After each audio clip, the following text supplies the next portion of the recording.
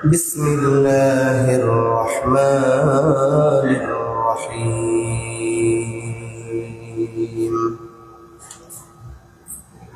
ومن الناس من يشتري لهو الحديث ليضل عن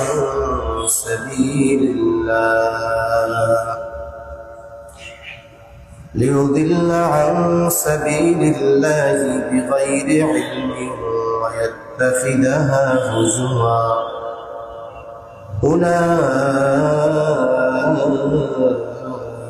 لهم عذاب مهين.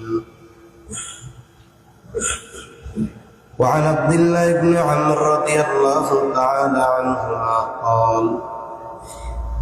قال رسول الله صلى الله عليه وسلم إن الله حرم على أمتي الخمر والميسر والكوبة وكل مكسر حرام، أو كما قال النبي صلى الله عليه وسلم صدق الله العلي العظيم وصدق رسوله النبي الكريم،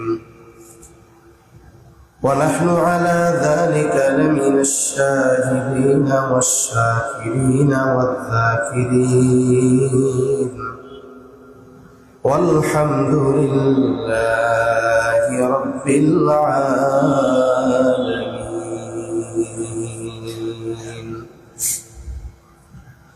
سبحانك لا علم لنا إلا ما علمتنا إنك أنت العليم الحكيم.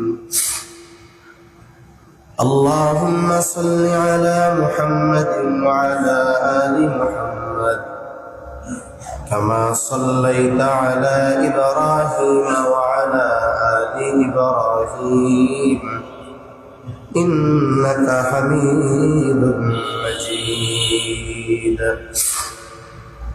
اللهم بارك على محمد وعلى آل محمد كما باركت على إبراهيم وعلى آل إبراهيم إنك حميد مجيد. لا إله إلا الله إلا الله لا إله إلا الله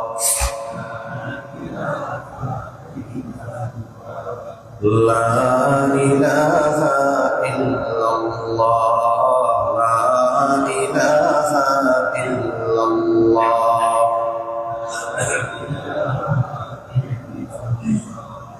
لا إله إلا الله محمد رسول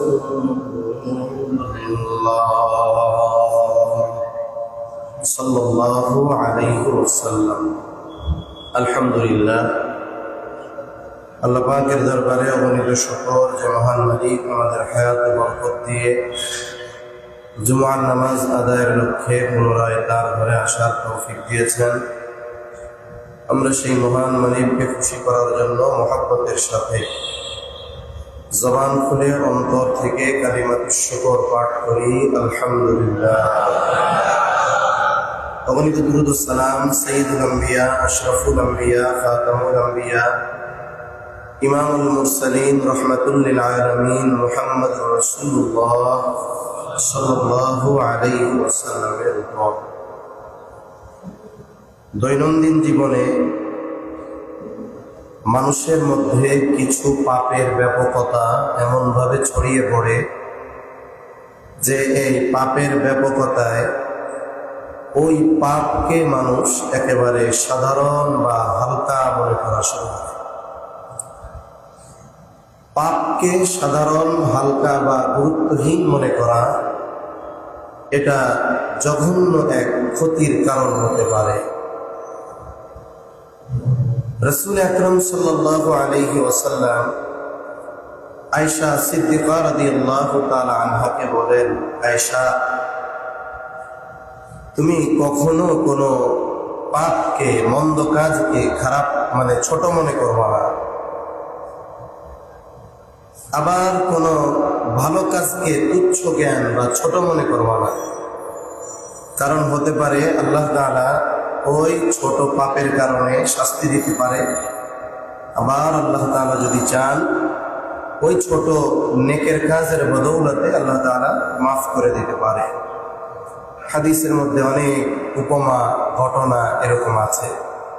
যেমন এক মহিলা পাপিষ্ঠা, সে কুকুরকে পানি পান করানোর কারণে আল্লাহ তাকে মাফ করে দিবে। আরেকজন মহিলা, সে শুধুমাত্র একটা বিড়ালকে কষ্ট দিয়েছে, বেঁধে রেখেছে, খাবারও দেয় নাই, ছেড়েও দেয় নাই, বিড়ালটা মারা গেছে, এই কারণে তাকে শাস্তি দেওয়া হবে।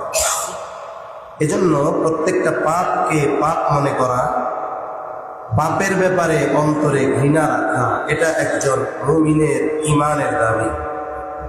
মুমিন তো সে ভালো কাজ, নেকের কাজ তাকে আনন্দ দিবে, আর পাপের কাজ তাকে কষ্ট দিবে, সেটা তার নিজের দ্বারা হোক অথবা সে কোথাও পাপ সংগঠিত হতে দেখুক, এটা তার জন্য কষ্টের কারণ হবে। এটা মুমিনের ঈমান থাকার একটা আলামত। তা আমাদের সমাজে যেই পাপটা সাধারণত এত ব্যাপকতা লাভ করছে যে আমরা এটার ব্যাপারে অনেক সময় উদাসীন থাকি। এই পাপটার নাম হলো গান বাদ্য, গান বাজনা। অনেক সময় দেখবেন, আপনারা তো মোটামুটি সবাই কম বেশি আমরা অনলাইনে, ফেসবুকে কিছু সময় দুনিয়ার খবর হোক বা কোনো কারণেই হোক, অনেকের আছে এটা নেশা, অনেকে প্রয়োজনে ব্যবহার করে। ফেসবুকের মধ্যে অনেক সময় অনেকে ওয়াজ শুনে, ওয়াজ, এই যে ওয়াজ চলতেছে, দেখা যায় ব্যাকগ্রাউন্ডে স্যাড মিউজিক দিয়ে দেওয়া হয়েছে, পিয়ানোর আওয়াজ, পিয়ানো বাজায় না, পিয়ানো, এই স্যাড মিউজিক দিছে। এতে করে কি হচ্ছে, ওই কথাগুলোকে আরো প্রাণবন্ত রাখছে। শুনতেছে কিন্তু ওয়াজ, কিন্তু ওয়াজটা শুনতেছে সাথে কি আছে, মিউজিক আছে, বাদ্যযন্ত্রের আওয়াজ আছে।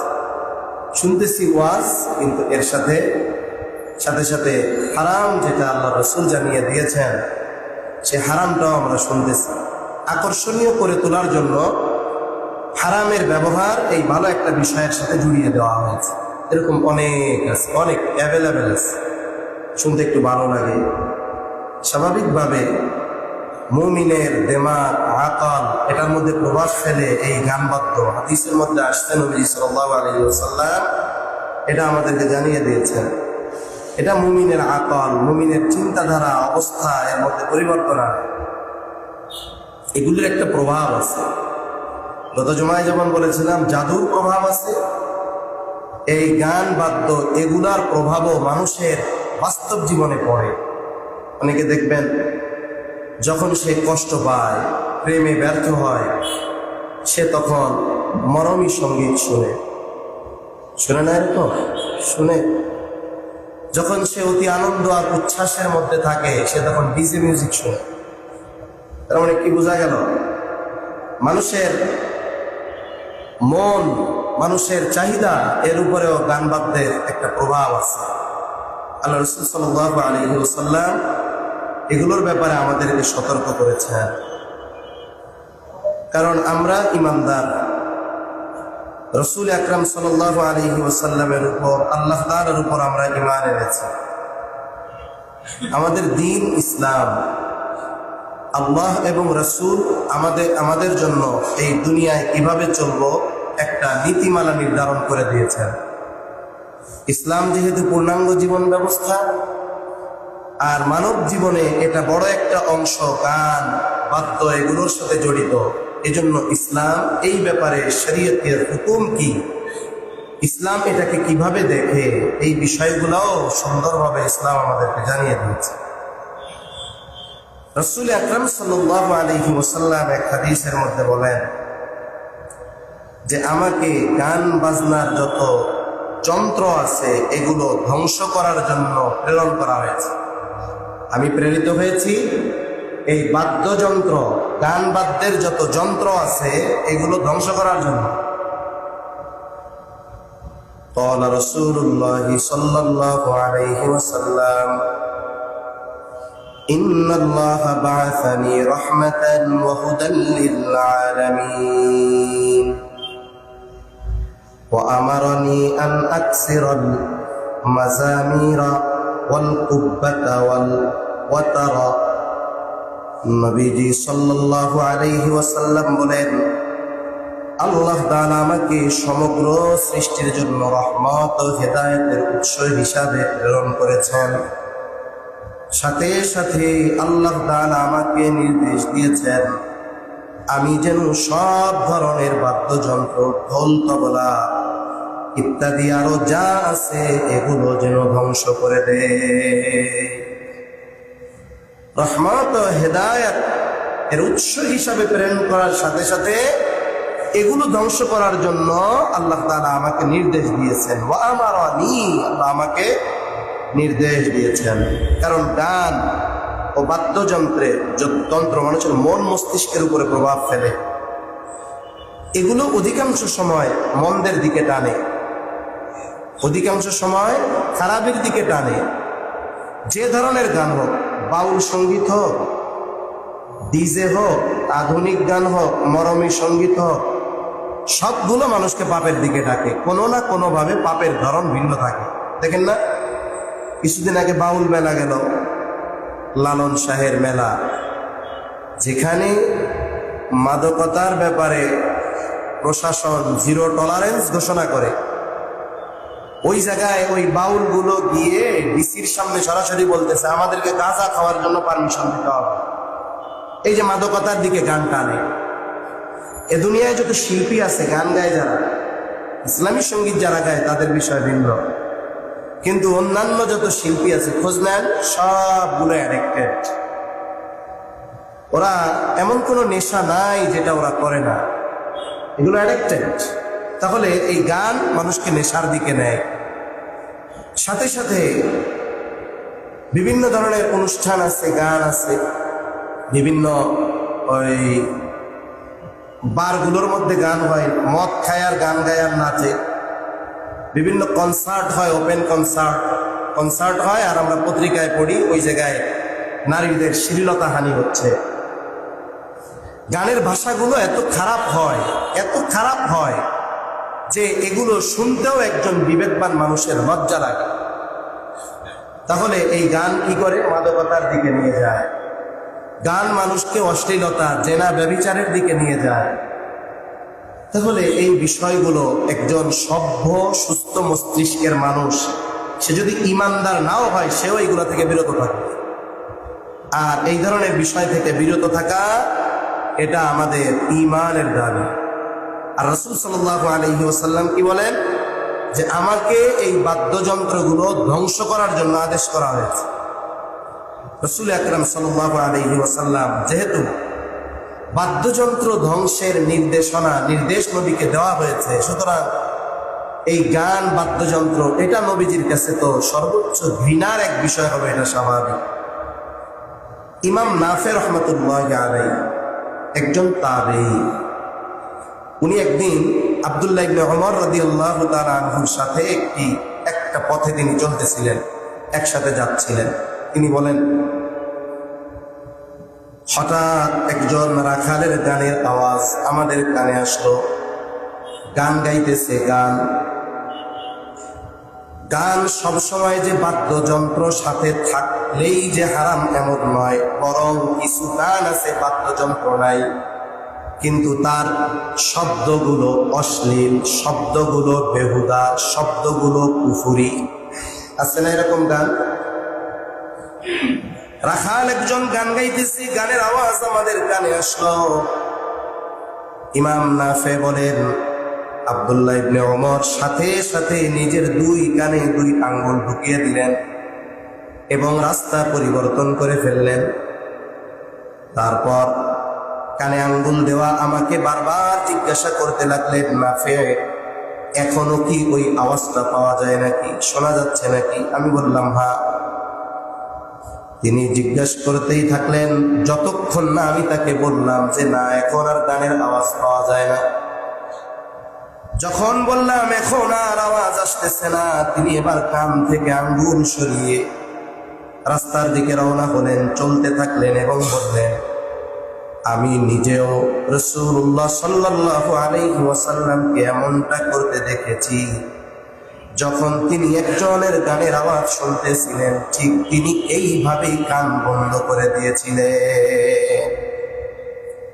তাহলে রাসূল আকরাম সাল্লাল্লাহু আলাইহি ওয়াসাল্লাম ওই আওয়াজটা, গানের আওয়াজটা ঘৃণা করতেন বিদায় উনি চান নাই যে গানের আওয়াজ ওনার কানে আসুক। কিন্তু আফসোস, এখন গান বাদ্য, এটা বাসে বলেন, তারপরে দোকানে বলেন, বাসায় বলেন, নিজে নিজে ইয়ারফোন লাগায় বলেন। আবার কিছু লোক তো এমন আছে বাসের মধ্যে মাশাআল্লাহ চায়না মোবাইল এমন আওয়াজ দিয়ে ছাড়বে মনে হবে যে ওর বাপের বাস। তা এই যে গানের ব্যাপারে যে ঘৃণা, এটা আমাদের থাকা দরকার। আওয়াজ যদি আসে কান বন্ধ করে ফেলবো, শুনবো না। তাহলে যেই কাজ রাসূল সাল্লাল্লাহু আলাইহি ওয়াসাল্লাম ঘৃণা করতেন, সাহাবায়ে কেরাম ঘৃণা করতেন, ওইটাকে আমরা আমাদের ভালোবাসার বস্তু বানায় ফেলছি। দিনের পর দিন আমরা আমাদের জীবন থেকে এই গান বাদ্যের সাথে জড়িত হয়ে হায়াতটাকে আমরা নষ্ট করে ফেলতেছি। এরপরেও আমরা দাবি করি যে জান্নাত শুধু আমাদের, আর কারো না। আল্লাহ আমাদের এই ধরনের কাজের প্রতি আমাদের অন্তরে ঘৃণা তৈরি করে দেন, সবাই বলি আমিন। এরপরে গান বাদ্য আল্লাহর স্মরণ থেকে গাফেল করে দেয়। যে কোনো অহেতুক কাজ, যে কোনো অহেতুক কাজ, এটা আল্লাহর জিকির থেকে মানুষকে গাফেল বানিয়ে দেয়। আল্লাহ তাআলা কোরআনুল কারীমের মধ্যে বলেন وَمِنَ النَّاسِ مَن يَشْتَرِي لَهْوَ الْحَدِيثِ لِيُضِلَّ عَن سَبِيلِ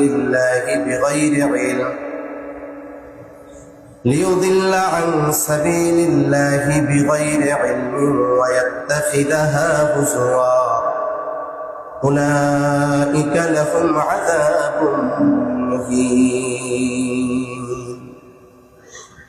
আল্লাহ তাআলা বলেন কিছু মানুষ এমন আছে যারা বেহুদা কথাবার্তা ক্রয় করে। রাসূল আকরাম সাল্লাল্লাহু আলাইহি ওয়াসাল্লাম যখন মক্কায় কাফেরদেরকে দ্বীনের দাওয়াত দিতেন, কোরআন শোনাইতেন, কাফের সর্দারেরা বিভিন্ন দেশ থেকে গায়িকা আর নর্তকীদের নিয়ে আইসা বলতো, আরে মুহাম্মদ তোমাদের কি শোনায়, আসো আমরা আরো ভালো ভালো জিনিস শোনাবো। এজন্য তারা নাচ গানের আসর তৈরি করত, টাকা পয়সা খরচ করে নর্তকী আর গায়িকাদের নিয়ে আসতো। তারা যা গাইতো এটা অনর্থক, বেহুদা কথা, অশ্লীল কথা, অপ্রয়োজনীয় কথা। আল্লাহ তাআলা এই জন্য তাদের উদ্দেশ্য করে বলেন কিছু মানুষ আছে যারা বেহুদা কথাবার্তাকে ক্রয় করে। কেন? যাতে করে তারা না জেনে আল্লাহর পথ থেকে গোমরাহ করে এবং তা নিয়ে ঠাট্টা বিদ্রুপ করে। ওই যে মানুষগুলো গান শুনতে যাইত, কোরআন শুনতে যাইত, তারা যেন কোরআন শুনতে না যায়, আল্লাহর স্মরণ থেকে তারা যেন গাফেল হয়ে যায়, তারা যেন এই দিকে এসে কোরআন থেকে দূরে থাকে। এই জন্য তারা এই গান বাদ্যর আয়োজন করত, সাথে সাথে গানের আয়োজন করত, আর কোরআনুল কারীমের ব্যাপারে তারা ঠাট্টা বিদ্রুপ করত। উদ্দেশ্য কি? নর্তকী, গায়িকা, এদের টাকা খরচ করে আনার উদ্দেশ্য এক নাম্বার, যে মানুষ যেন কোরআন শুনতে না যায়, আল্লাহর ব্যাপারে যেন উদাসীন হয়ে যায়, গাফেল হয়ে যায়। সাথে সাথে ওরা কোরআনের ব্যাপারে ঠাট্টা বিদ্রুপ করত, আর এটা তো মুহাম্মদের বানানো, এই সেই হ্যান ত্যান, তুচ্ছ তাচ্ছিল্য তারা করত। এখন এই যে লাহওয়াল হাদিস, লাহওয়াল হাদিসের ব্যাখ্যায় মুফাসসিরিনে কেরাম বলেন এখানে গান বাদ্য বোঝানো হয়েছে, তবে এমন বিষয় যেটা অনর্থক, সকল কিছু লাহওয়াল হাদিসের উদ্দেশ্য, কিন্তু এই জায়গায় গান বাদ্য বোঝানো হয়েছে কেন? ওই যে কাফেররা বিভিন্ন দেশ থেকে, রোম থেকে, পারস্য থেকে নারীদেরকে টাকা খরচ করে নিয়ে যাইত কোরআনের মজলিসে যেন মানুষ না যায়, কোরআন যেন মানুষ নবীজির মুখ থেকে না শুনে, মানুষ যেন দ্বীনের পথে না যেতে পারে, এই জন্য এদের নিয়ে গান বাদ্য এগুলোর আয়োজন করত। তবে লাহওয়াল হাদিস যারা অহেতুক যত কাজকর্ম আছে সবের অন্তর্ভুক্ত। এই যে বৈশা বৈশা খেলা দেখতেছে, নামাজ পড়ে না, লাহওয়াল হাদিসের অন্তর্ভুক্ত। খেলাধুলা করতেছে, শরীর চর্চার নিয়তে করে, ভিন্ন কথা। তবে এখনকার খেলার বিষয়ে আমরাও এক সময় খেলাধুলা করছি, মাদ্রাসায় স্কুলে যখন করছি আমরা এমনি খেলাধুলা করছি। আমাদের সময় সর্বোচ্চ এতটুকু ছিল, একটা কম্পিটিশন থাকতো যে অমুক এলাকার সাথে খেলা হবে, জিততে হবে আমাদের, এটা। আর এখনকার পোলাপাইন দেখি ওইটা এখনো প্যান্ট ঠিক মতো পরতে পারে না, খেলার কথা বললেই বলে বাজি, মেলে হবে না। এই যে জুয়া শুরু হয়ে গেছে, ওর বাপের নাম ভালো মতো জানার আগে জুয়া শিখে গেছে। এখনকার খেলাধুলা এটা জুয়া। বিপিএল, ওই যে কি জানি হয় না ক্রিকেট খেলা, বিপিএল, আইপিএল, বলে বলে বাজি হয়, বলে বলে, যেই বলে কি হবে বল, ও কয় 6 ও 4। এগুলো সব লাহওয়াল হাদিসের অন্তর্ভুক্ত। যেহেতু আমরা গান বাদ্যের ব্যাপারে বলতেছি, এখানে আব্দুল্লাহ ইবনে মাসউদ রাদিয়াল্লাহু তাআলা আনহু তিনি বলেন যে এখানে লাহওয়াল হাদিস দ্বারা গানও বোঝানো হয়েছে। এজন্য গান বাদ্যর আয়োজন এটা তো বহুদূর। আমাদের কানে যদি কখনো গানের আওয়াজও আসে তাহলে আমরা এগুলো থেকে বিরত থাকব।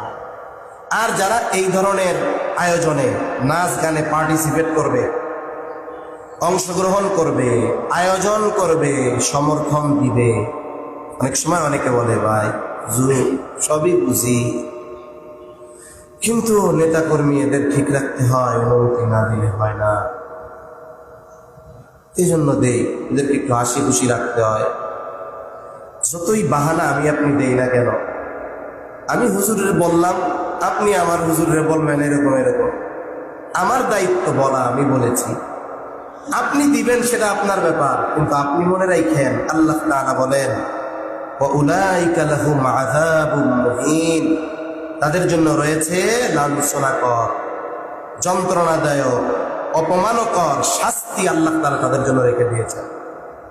আমি আপনি হয়তো সাময়িক দায়বদ্ধতার কারণে অনেকে বলে, বাবার কাছে অভিযোগ আসছে ছেলে অন্যায় করছে, এই বয়সে কি করেই থাকে, কি আর করবো বলে, এরকম বলে কি বলে না? বলে যে আপনি মসজিদের কমিটির লোক, আপনি মসজিদের একজন সদস্য, আপনি কোনোদিন নামাজ কালাম ছাড়েন না, অবিন ইশরাক সব পড়েন, আপনার ছেলে ছাদের উপরে গানের আয়োজন করতেছে, কি করব, যুবক বয়সে করে থাকে, আমরাও কত করছি। আপনি মনে রাখবেন যে ব্যক্তি এমনটা মনে করতেছে, আপনার জন্য আল্লাহ তাআলা লাঞ্ছনাকর শাস্তি রেখে দিয়েছে। আপনি হয়তো আমি হুজুরের উপরে গরম হবেন, অসুবিধা নেই, ক্ষমতা আছে, বলবেন আগামী জুমায় আসেন না, আসলাম না, কিন্তু আপনার জন্য তো শাস্তি আল্লাহ রেডি রাখছে, এটা তো আর ঠেকাইতে পারবেন না। হুজুররে অপমান করে তাড়াই দিলে কি ওই লাঞ্ছনাকর শাস্তি থেকে বাঁচা যাবে? বাঁচা যাবে না। এজন্য মনে রাখতে হবে, মুফাসসিরিনে কেরাম বলেন এই পাপগুলো যারা করবে তাদের পরিণতি যেমন, কোনো না কোনো ভাবে এই পাপগুলোর পক্ষে সে সমর্থন দিবে, টাকা দিয়ে হোক, মৌন সমর্থন দিয়ে হোক, অনুমতি দিয়ে হোক, যেভাবেই হোক, সকলের জন্য লাঞ্ছনাকর শাস্তি রাখছেন কে? আল্লাহ রেখে দিয়েছেন। এজন্য সাবধান, এগুলো আমাদেরকে আল্লাহর স্মরণ থেকে গাফেল বানায় দেয়, ইবাদত বন্দেগী থেকে গাফেল বানায় দেয়, নেক আমল থেকে দূরে সরায় দেয়, ঈমানকে বিনষ্ট করে দেয়। সুতরাং সাবধান, এই ধরনের বিষয় থেকে আমাদের বেঁচে থাকতে হবে।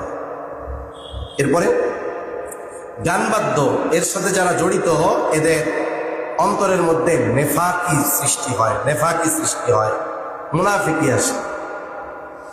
হযরত জাবির রাদিয়াল্লাহু তাআলা আনহু থেকে বর্ণিত, রাসূল আকরাম সাল্লাল্লাহু আলাইহি ওয়াসাল্লাম বলেন, গান এমন ভাবে অন্তরের মধ্যে মুনাফিকি উৎপন্ন করে যেমনি ভাবে পানি শস্য উৎপন্ন করে। জমিনে যখন পানি দেওয়া হয়, ফসল লাগানোর পরে যখন যথাসময়ে পানি দেওয়া হয়, ওই শস্যগুলো যেমন পানি পেয়ে আস্তে আস্তে সে জমিনের নিচ থেকে শীষ বের হয়, একটা সময় বড় হয়। এটা যেমনি ভাবে হয়, গান অনুরূপ ভাবে মানুষের অন্তরের মধ্যে নেফাকের সৃষ্টি করে।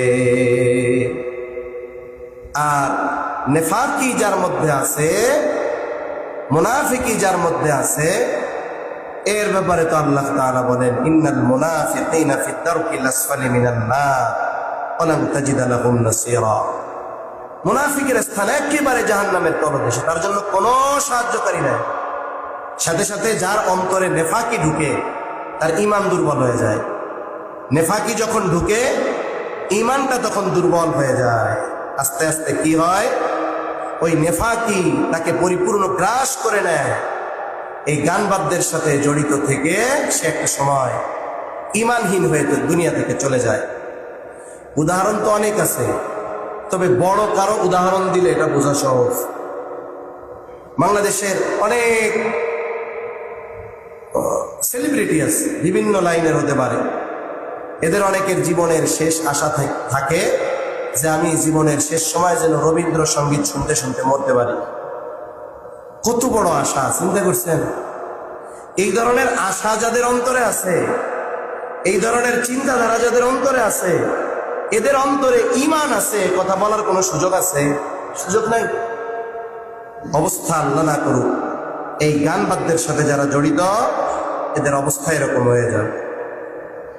এই গান মিউজিক শোনার ফলে মানুষকে পৃথিবীতে ধসিয়ে দেওয়া হয়, পাথরের বৃষ্টি নেমে আসার মতো কঠিন শাস্তির সম্মুখীন হওয়া লাগতে পারে।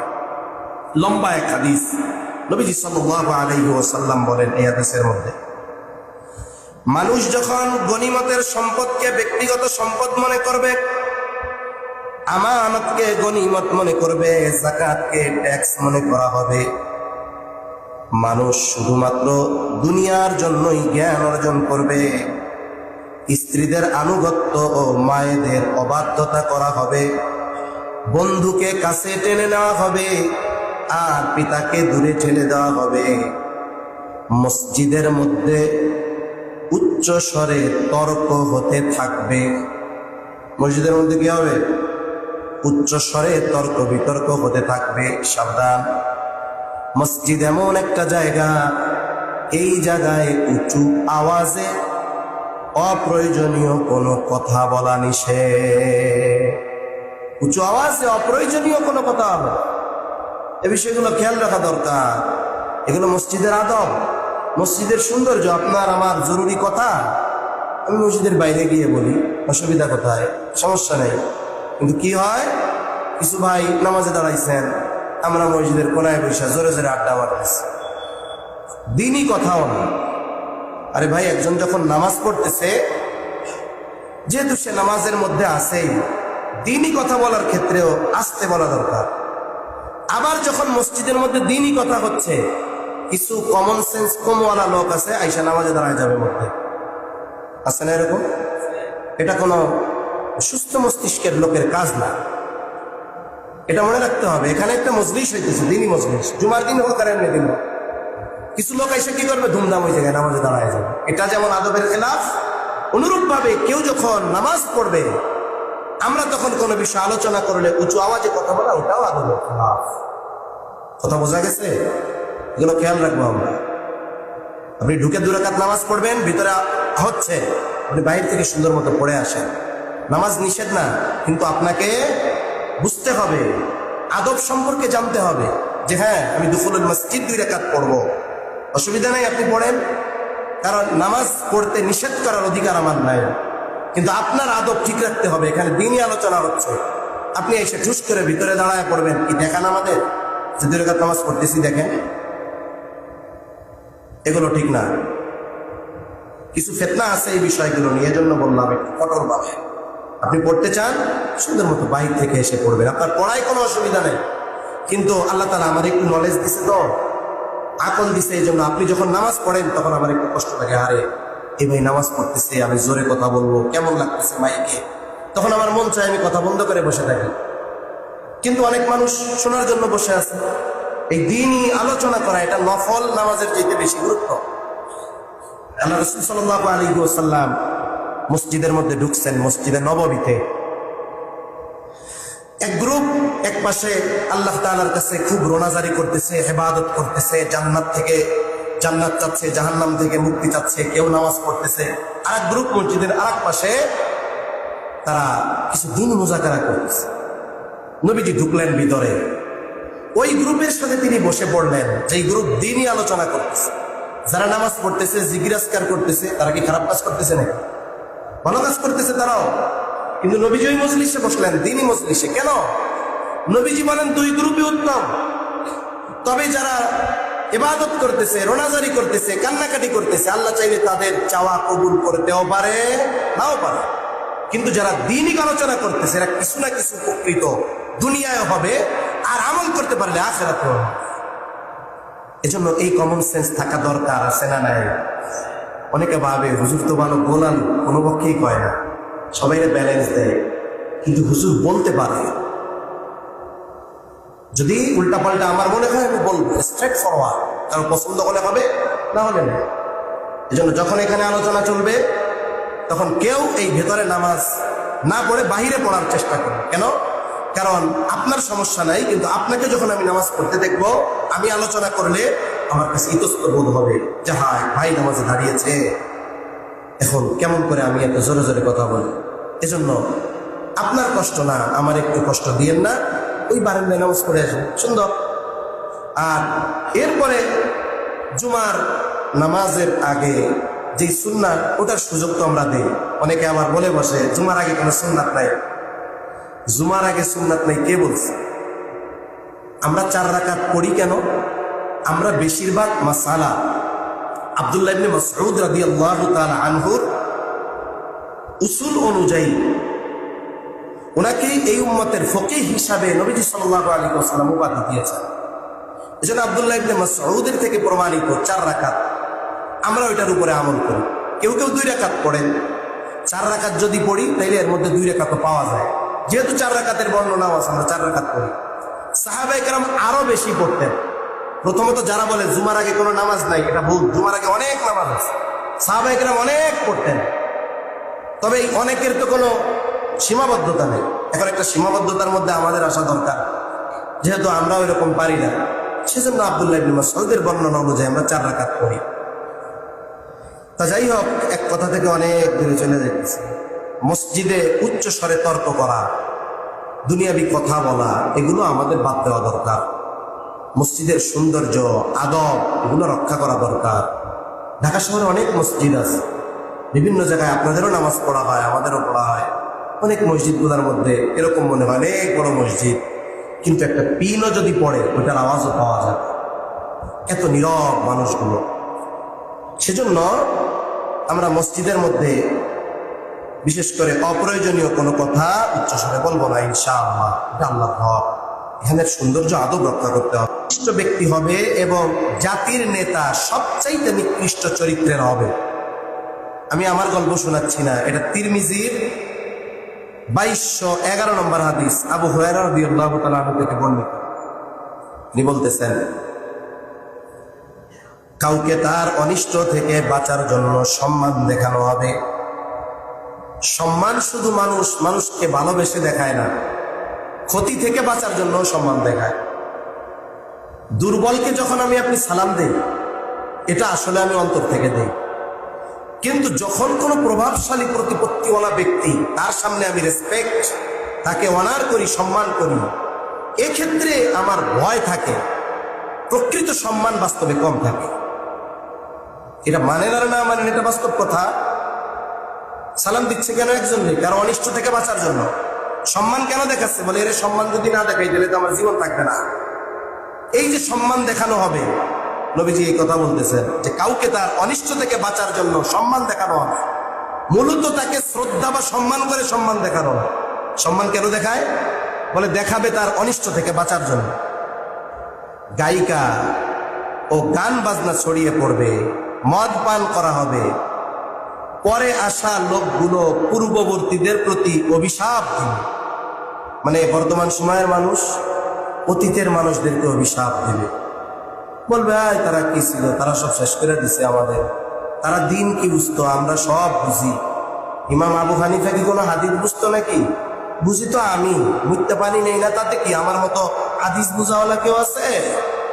এ ধরনের লোক আছে না নাই? আছে। এই যে পূর্ববর্তীদেরকে অভিশাপ দিবে, নবীজি বলেন তখন লাল ঝড়, ভূমিকম্প, ভূমিধস, আকৃতি বিকৃতি, পাথরের বৃষ্টি এবং নানা আযাবের জন্য প্রস্তুত হয়ে যাও। আর সেসব আযাব এমন ভাবে আসবে যেমনি একটি মালা ছিঁড়ে গেলে তার দানা একের পর এক পড়তে থাকে, এভাবে একের পর এক আযাব আসতে থাকবে। এই বিষয়গুলো যখন উম্মতের মধ্যে ব্যাপক হারে এগুলো যখন হতে থাকবে, তখন ওই ধরনের একের পর এক আযাব আমাদের উপরে আসতে থাকবে। এই জন্য সাবধান। এই গান বাদ্য, মদ পান, গায়িকা, নৃত্যানুষ্ঠান, এগুলো যেন কোনো মুসলিম সমাজের মধ্যে না থাকে, এ ব্যাপারে আমাদের বুদ্ধিভিত্তিক কাজকর্ম করা দরকার। অনেক সময় আমরা বুঝি না, অনেক সময় আমরা কি করি, যে কোনো বিষয়কে দমন করার জন্য অনেক সময় আমাদের পদ্ধতিগুলো রং হয়ে যায়, অতিমাত্রায় চড়াও হয়ে যায়। আপনি প্রথমে এক ভাইকে বুঝান, একজন এই পাপের সাথে জড়িত আছে, আপনি তাকে বারবার বলেন, বুঝান, নসিহত করেন। এরপরে আপনি সামাজিকভাবে যারা এগুলোর বিপক্ষে, তাদের সাথে আলোচনার মাধ্যমে ওই ভাইকে বুঝান। একা না বুঝিয়ে অনেক সময় 10 জন ভাই বললে তার দিলটা নরম হতে পারে, সেই পাপ থেকে ফিরে আসতে পারে। কিন্তু আমরা অনেক সময় কি করি, ওই ভাই একে তো পাপ করতেছে, দ্বিতীয়ত আমরা তাকে এমন ভাবে বাধা দেই, আবার ওইটারে লাইফ দিয়া ওই লোকটারে একটা লজ্জাকর অবস্থায় ফেলায় দেয়। অথচ দেখা যাচ্ছে আমি যদি দাওয়াতের পদ্ধতিটা একটু পরিবর্তন করতাম, তার হাতে পায়ে ধরতাম, আমার উদ্দেশ্য কি? আমার উদ্দেশ্য হলো উনি পাপ থেকে ফিরে আসুন, উনি গান বাদ্য থেকে ফিরে আসুন, উদ্দেশ্যটা এটা। এখন আমি যে কোনো বৈধ পদ্ধতিতে তার সামনে যেতে পারি। আমি এখন তার সম্মান ঠিক রেখে, তাকে কারো সামনে লজ্জা না দিয়ে, গোপনে তার হাত পায়ে ধরে তারা দিয়ে বুঝাইলাম। আমার উদ্দেশ্য যদি এই পদ্ধতিতে হাসিল হয় তো ভালো। যদি আমি একা না পারি, সমাজের মানুষগুলো নিয়ে আমি তাকে বুঝাইলাম। কিন্তু অনেক সময় হয় মানুষকে পাপ থেকে বাধা দেওয়ার উদ্দেশ্যের সাথে সাথে ওই ব্যক্তিকে অপমান করাও উদ্দেশ্য থাকে আমাদের। তখন কি হয়, ওই যে ওই ব্যক্তি নির্দিষ্ট করে যখন আমরা তাকে অপমান করি, এটা ঠিক নয়। নির্দিষ্টভাবে কোনো ব্যক্তিকে অপমান করা এটা ঠিক না। পাপ থেকে আপনি তারা ফিরাইতে যে আর তো ঝামেলার মধ্যে ফেলায় দেন। সেজন্য কোন জায়গায় কোন পদ্ধতি অবলম্বন করলে সহজ হয়, ওলামায়ে কেরামের সাথে আমরা পরামর্শ করে নিব। আর এই পাপগুলো থেকে আমরা বাঁচবো, কারণ এগুলোর কারণে ভূমিধস, ভূমিকম্প এগুলো বাড়তে থাকে।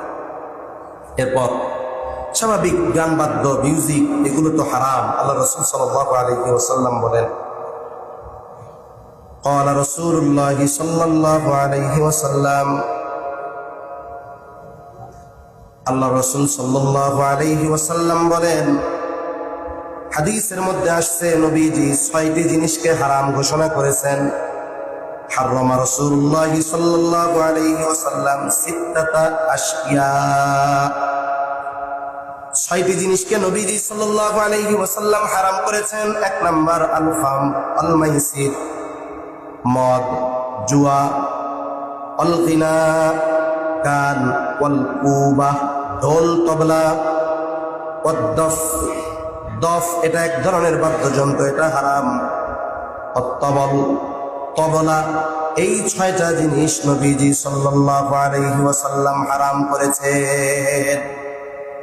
নবীজি হলো শরীয়ত প্রণেতা, শরীয়তের শুধু প্রচারক নয়, উনি শরীয়ত প্রণেতা। এজন্য শরীয়তের অনেক বিষয় আছে যে বিষয়গুলো নবীজির কথার মাধ্যমে হালাল হয়েছে, নবীজির কথার মাধ্যমে হারাম হয়েছে। এই জিনিসগুলো হারাম।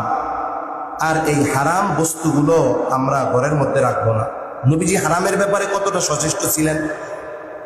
যেই জিনিসগুলো হারাম, ওইগুলোর সাথে সম্পৃক্ত বিষয়গুলোকেও নবীজি নিষিদ্ধ করেছেন।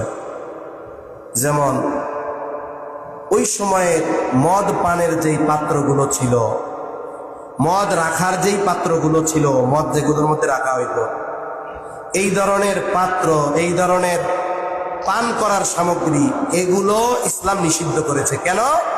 অনেক সময় অনেক রেস্টুরেন্টের মধ্যে গেলে কিছু গ্লাস আছে দেখা যায়, এই গ্লাসগুলো সাধারণত মদ পানের ক্ষেত্রে ব্যবহার হয়। এই গ্লাসটা যে খারাপ তা না, কিন্তু এটার ব্যবহার হয়ে গেছে খারাপ কাজে। এখন ওই গ্লাস আপনি আমি দেখার পরেই মনে পড়বে মদের গ্লাস। একটা কাঁচের বোতল, গুলিস্তানে অনেক কাঁচের বোতল বিক্রয় হয়, মদের বোতল কালি। অনেকে এইগুলো বাসায় নিয়ে পানি পান করে। পানি পান করে কেন? কারণ প্লাস্টিকের বোতল একাধিকবার ব্যবহার করা নিরাপদ নয়।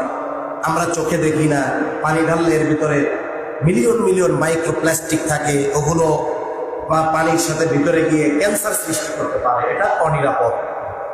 এজন্য অনেকে কি করে, ওই মদের বোতলগুলো কিনে নিয়ে আসে, হয়তো লেবেল উঠায় অনেকে, অনেকে উঠায় না। কিন্তু ওই ধরনের বোতলগুলো যখন আমার আপনার সামনে আসবে, ভেতরে কিন্তু পানি আছে, হারাম কোনো কিছু নাই, কিন্তু এটা আমার মনে করায় দেয় কিসের কথা? মদের কথা। এই জন্য রাসূল সাল্লাল্লাহু আলাইহি ওয়াসাল্লাম মদ হারাম করার সাথে সাথে, যখন ঘোষণা হয়েছে মদ হারাম, সাথে সাথে এই ধরনের পাত্র এগুলো ভেঙে ফেলার নির্দেশ দিয়েছেন। কেন? এগুলো যখন সামনে আসবে তখন মনে পড়বে ওই মদের কথা। এই জন্য রাসূল আকরাম সাল্লাল্লাহু আলাইহি ওয়াসাল্লাম কতটা সতর্ক করছেন, উম্মত যেন সহসাই পাপের মধ্যে জড়িয়ে না যায়। আফসোসের বিষয় হলো, নবীজি বলেন, এই উম্মতের কিছু মানুষ এই মিউজিক, এই মদ, গান, এগুলোকে তারা হালাল মনে করে। একটা হলো হারাম কাজ করতেছে, হারাম মনে করে, এক্ষেত্রে তার কবিরা গুনাহ হচ্ছে, কিন্তু সে কাফের হবে না, হয়তো তার দীর্ঘকাল জাহান্নামে থাকা লাগতে পারে।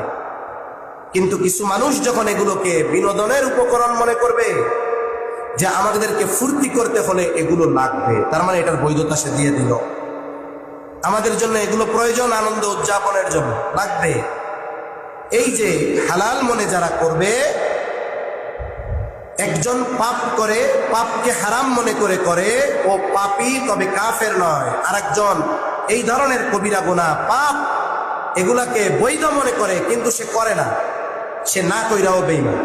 একজন করে কাফের হবে না হারাম মনে করার পর, আরেকজন করে না কিন্তু সে বিশ্বাস করে এটা হারাম না, এই ব্যক্তি না করেও সে কুফরি করবে। এই জন্য সাবধান। আল্লাহ রাসূল সাল্লাল্লাহু আলাইহি ওয়াসাল্লাম বলেন, লা ইয়াকুনান্না মিন উম্মতি আকওয়ামুন ইয়াস্তাহিল্লুনাল হিরা ওয়াল হারিরা ওয়াল খামরা ওয়াল মাআজিফ। নবীজি সাল্লাল্লাহু আলাইহি ওয়াসাল্লাম বলেন, আমার উম্মতের মধ্যে কিছু লোক কেমন হবে, যারা রেশমি কাপড়, মদ এবং গান বাদ্য এগুলোকে হালাল মনে করবে। নবীজি সাল্লাল্লাহু আলাইহি ওয়াসাল্লাম বলেন, এই ধরনের যারা হালাল মনে করবে তাদের শাস্তি কি হবে? আল্লাহ তাআলা তাদের কারো উপরে পাথর ধসিয়ে দিবেন, পাহাড় ধসিয়ে দিবেন। আল্লাহ তাআলা কাউকে কিয়ামত পর্যন্তের জন্য বানিয়ে দিবেন বানর আর শূকর। হয়তো এটা তার চেহারার আকৃতি পরিবর্তন হবে, ওই যে আগের হাদিসে বললাম, আর নয়তো চরিত্রগত দিক দিয়ে আল্লাহ তাআলা তাদেরকে এরকম বানায় দেবে। সুতরাং সাবধান, যে আমরা এই ধরনের পাপগুলোকে কখনোই বৈধতা দিব না, বৈধ মনে করব না। এই ধরনের পাপ যেখানে সংগঠিত হবে, আমাদের অবস্থান থেকে ওই পাপগুলোকে প্রতিহত করার সর্বোচ্চ চেষ্টা আমরা করব।